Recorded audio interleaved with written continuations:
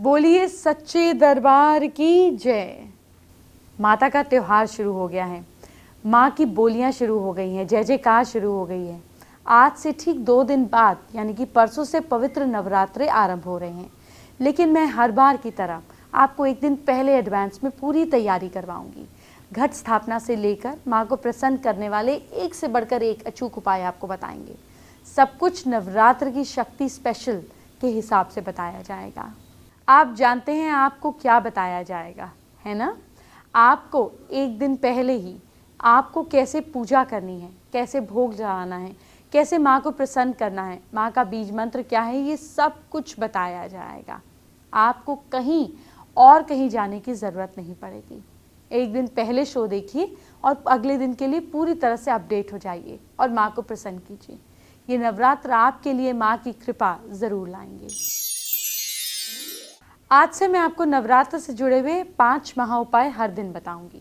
तो जानते हैं आज का पहला महाउपाय क्या है? तो मुझे बताइए, क्या आपका कर्जा नहीं उतर रहा है? एक नारियल पर चमेली के तेल में मिले हुए सिंदूर से स्वास्तिक का चिन्ह बनाइए। कुछ भोग जैसे लड्डू या गुड़ चना के साथ हनुमान जी के मंदिर में जाकर उनके चरणों में चढ़ाइए। ऋण मोचक मंगल स्तोत्र का पाठ करें। आपको पता भी नहीं चलेगा, इतनी आसानी से आपका सारा कर्जा उतर जाएगा। नवरात्र आरंभ होने से पहले ही आपको माँ दुर्गा के 9 रूपों के बीज मंत्र बता रही हूँ, ताकि आपसे कहीं कोई गलती ना हो पाए। नवरात्र में आपने अगर माँ के बीज मंत्रों का जाप नहीं किया तो क्या लाभ मिलेगा? किसी पूजा में उनका बीज मंत्र बहुत ज़्यादा ज़रूरी होता है। नवरात्र में उनका बीज मंत्र बहुत पावरफुल तरीके से काम करता है। उसको किए बिना आपकी पूजा अधूरी है। पहले माँ शैलपुत्री की बात करते हैं। माँ शैलपुत्री का बीज मंत्र है ह्रीम शिवाय नमः। माँ का दूसरा स्वरूप माँ ब्रह्मचर्णी। माँ ब्रह्मचर्णी का बीज मंत्र है ह्रीम श्रीम अंबिकाय नमः। माँ दुर्गा का तीसरा रूप है माँ चंद्रघंटा। उनका बीज मंत्र है ऐं श्रीम शक्ते नमः। माँ का चौथा स्वरूप है माँ कुष्मांडा और इनका बीज मंत्र नोट कीजिए, ऐं ह्रीम देव्य नमः। माँ का 5वां रूप है माँ स्कंद माता। इनका बीज मंत्र है ह्रीम क्लीम स्वामिन्ये नमः। माँ का 6वां रूप है माँ कात्यायनी देवी। इनका बीज मंत्र है क्लीम श्रीम त्रिनेत्राय नमः। माँ का 7वां रूप है माँ कालरात्रि और इनका बीज मंत्र है क्लीम ऐं श्रीम कालिकाय नमः। माँ का 8वां स्वरूप है माँ महागौरी और इनका बीज मंत्र है श्रीम क्लीम ह्रीम वरदाय नमः। माँ का 9वां स्वरूप है माँ सिद्धिदात्री और माँ सिद्धिदात्री का बीज मंत्र है ह्रीम क्लीम ऐं सिद्धे नमः। हर भक्त जो बीज मंत्र की एक माला का एक दिन में जाप करता है वो बिना भूले कीजिए, बहुत लाभ होगा। नवरात्र पर सिर्फ व्रत रखने से कुछ नहीं होगा, आपको नवरात्र का अर्थ भी जानना चाहिए। अगर नहीं जानते तो कोई बात नहीं, अब मैं आपको बताती हूँ कि नवरात्र क्या होता है। देखिए, मान्यताएं खुद भी जानिए और बच्चों को भी बताएं, तभी तो उनके मन में भक्ति का अंकुर फूटेगा।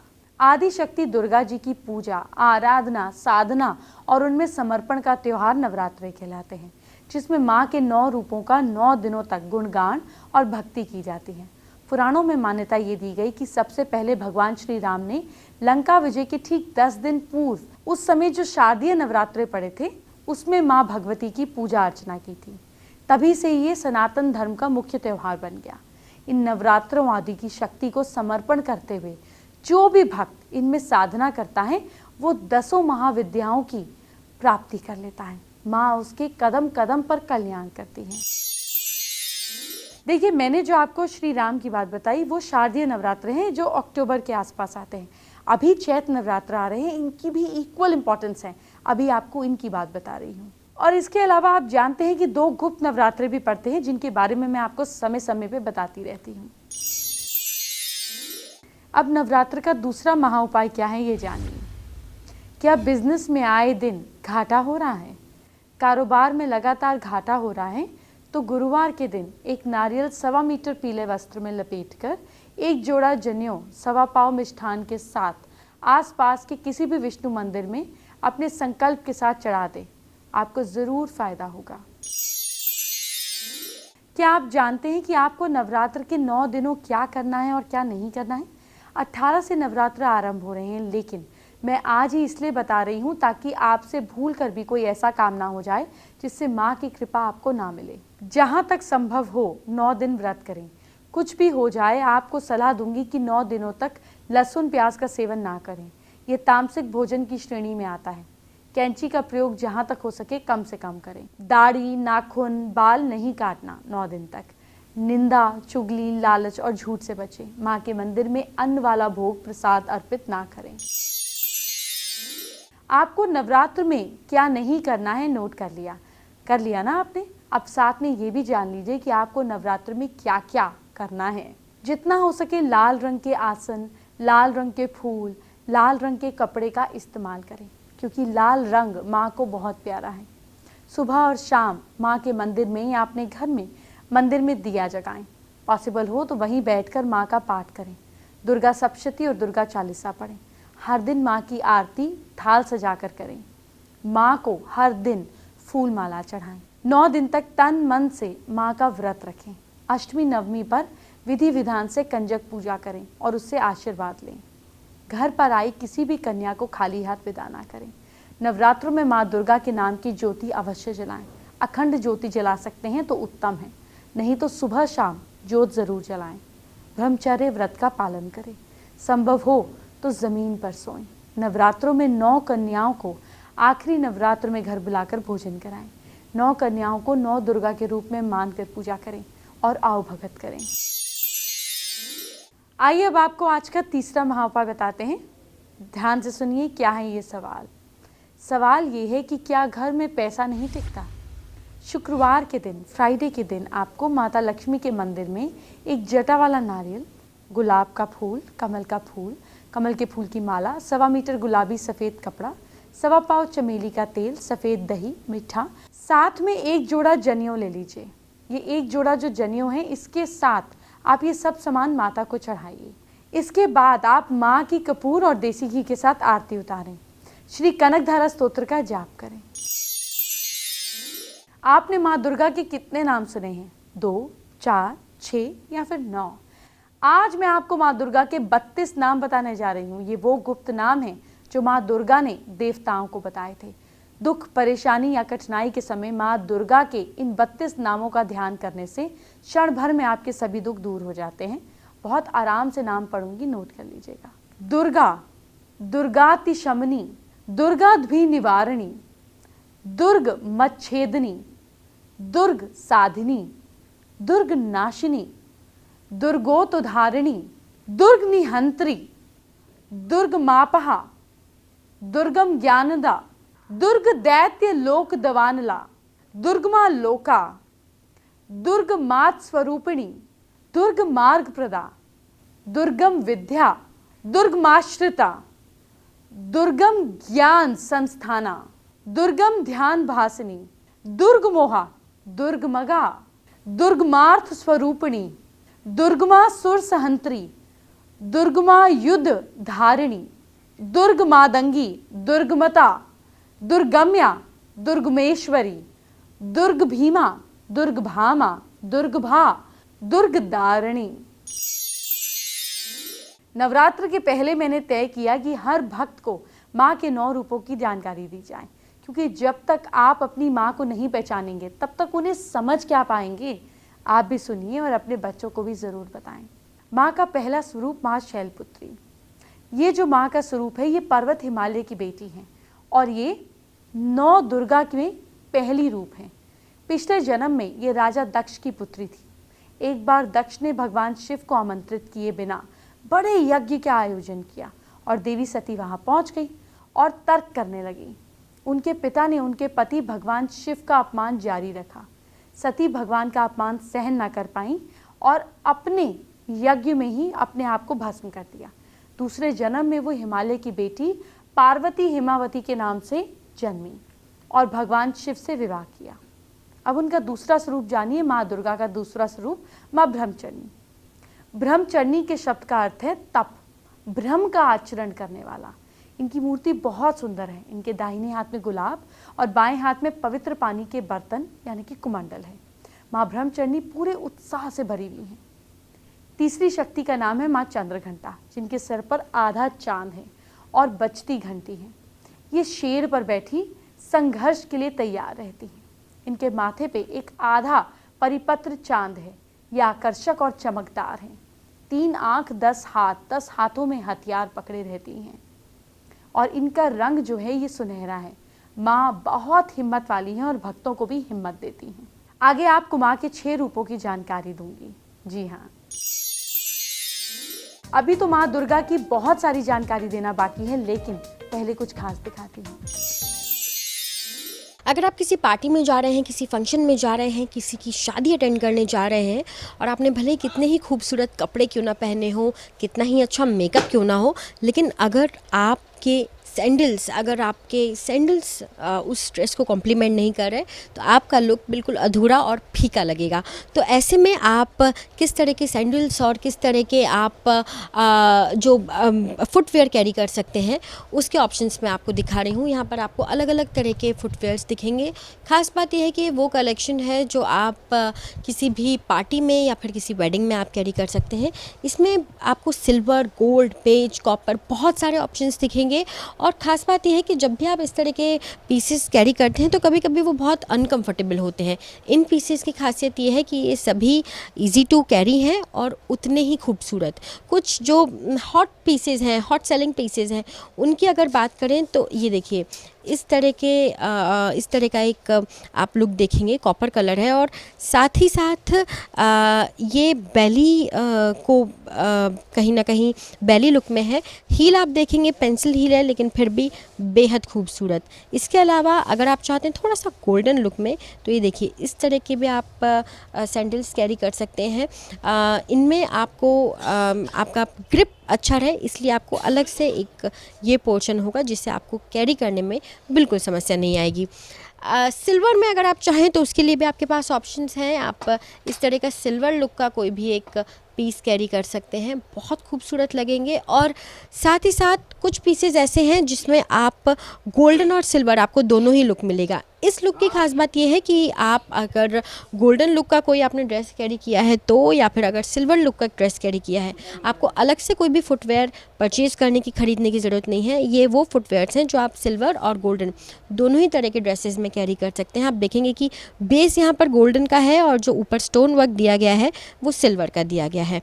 इसके अलावा अगर आप चाहते हैं कि बहुत ज़्यादा हील ना हो, एक नॉर्मल सी हील हो और साथ ही साथ एक पार्टी वेयर लुक के सैंडल्स हो, तो आप इस तरह के लुक के सैंडल्स भी आप कैरी कर सकते हैं। आप देखेंगे कि इसमें हील बहुत ज़्यादा नहीं है, लेकिन लुक इनका बहुत ही अच्छा है। अगर आप कोई पर्टिकुलर कलर्स चाहते हैं तो जैसे आपने अगर पिंक कलर का लहंगा या पिंक कलर की साड़ी कैरी की हुई है तो आप इस तरह के सैंडल्स भी कैरी कर सकते हैं। ख़ास तौर पे इनका जो बेस कलर रखेगा वो अलग रखा जाएगा और आप कैरी भी आराम से कर सकते हैं, क्योंकि मैच जब वो करेगा तो बहुत खूबसूरत लगेगा आपके किसी भी अटायर के साथ। इसके अलावा गोल्डन, सिल्वर, कॉपर, सिल्वर में भी आप डार्क और लाइट दोनों ही तरह के कलर्स आपको यहाँ पर मिल जाएंगे। तो आपके पास बहुत सारे ऑप्शंस होंगे। ख़ास बात ये होगी कि आपको इसके लिए बहुत ज़्यादा आपकी जेब पर लोड डालने की भी ज़रूरत नहीं होगी। ये सभी जो सैंडल्स हैं इनकी स्टार्टिंग 500 से शुरू हो जाती है और उसके बाद आप अपनी रेंज के अकॉर्डिंग, आप अपनी चॉइस के अकॉर्डिंग, आप अपने कन्वीनियंस के हिसाब से ये सभी सैंडल्स कैरी कर सकते हैं। बहुत खूबसूरत लगेंगे और आप किसी भी पार्टी में जाएंगे तो यकीनन आपके ज्वेलरी, मेकअप और ड्रेस के साथ साथ आपके जो फुटवेयर्स हैं वो भी लोगों को बहुत अट्रैक्ट करेंगे। माँ के 3 स्वरूपों की जानकारी मैंने आपको दे दी। अब माँ के बाकी और 6 स्वरूपों की बात करते हैं। माँ के चौथे स्वरूप का नाम है माँ कुष्मांडा। ब्रह्मांड के निर्माता के रूप में जानी जाती हैं माँ। इनके प्रकाश के फैलने से निर्माण होता है। ये सूर्य की तरह सभी 10 दिशाओं में चमकती रहती हैं। इनके पास 8 हाथ, 7 प्रकार के हथियार हैं। इनके हाथ में चमकते रहते हैं ये। इनके दाहिने हाथ में माला होती है और वो शेर की सवारी करती हैं। देवी दुर्गा का 5वां रूप है स्कंद माता। हिमालय की पुत्री हैं और इन्होंने भगवान शिव के साथ शादी कर ली। इनका एक बेटा था जिसका नाम स्कंद था। स्कंद देवताओं की जो आर्मी थी इनके प्रमुख थे। कार्तिकेय नाम से भी जाने जाते हैं। स्कंद माता आग की देवी हैं। इनकी 3 आँखें और 4 हाथ हैं। ये सफ़ेद रंग की हैं। ये कमल पर बैठी रहती हैं। माँ का स्वरूप तो सौम्य ही होता है ना, कि दोनों हाथों में कमल रहता है। माँ का छठा स्वरूप है माँ कात्यायनी। एक बार एक महान संत जिनका नाम कथा था, अपने समय में बहुत प्रसिद्ध थे। उन्होंने देवी माँ की कृपा प्राप्त करने के लिए लंबे समय तक तपस्या करी। उन्होंने एक देवी के रूप में एक बेटी की कामना करी। उनकी इच्छा के अनुसार माँ ने माँ कात्यायनी के रूप में जन्म लिया उनके पास। अभी माँ के 3 स्वरूपों की जानकारी बाकी है, आगे बताऊंगी। अब आपको आज का यानी कि नवरात्र का स्पेशल चौथा महा उपाय क्या है, ये बताने का वक्त आ गया है। क्या आप शनि दोष से परेशान हैं? शनिवार के दिन एक जलदार नारियल ले लीजिए, जटा वाला, काले कपड़े में लपेटे, 100 ग्राम काले तिल, 100 ग्राम उड़द की दाल एक कील के साथ बहते हुए जल के पास छोड़ाएं। ऐसा करना बहुत ही ज़्यादा फायदेमंद होता है।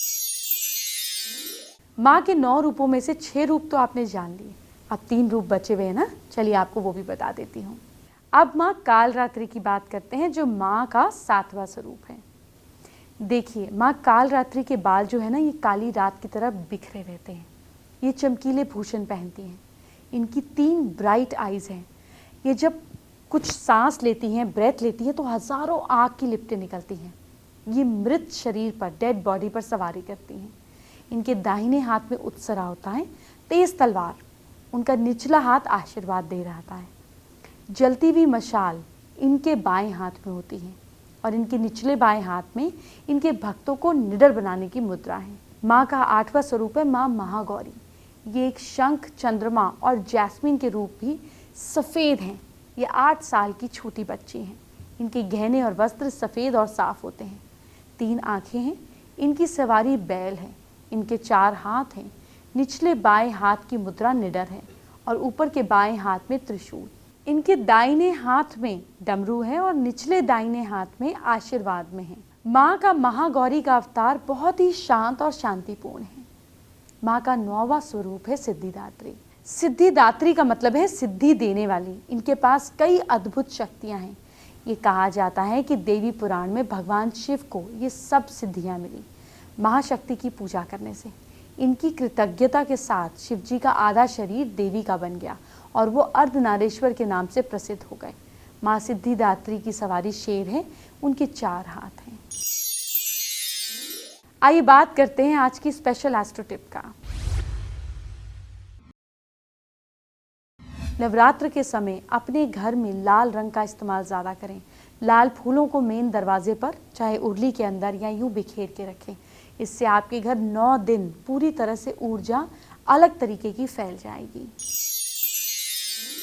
एंटरटेनमेंट की बात बाद में, पहले आपके कल फ्यूचर की बात।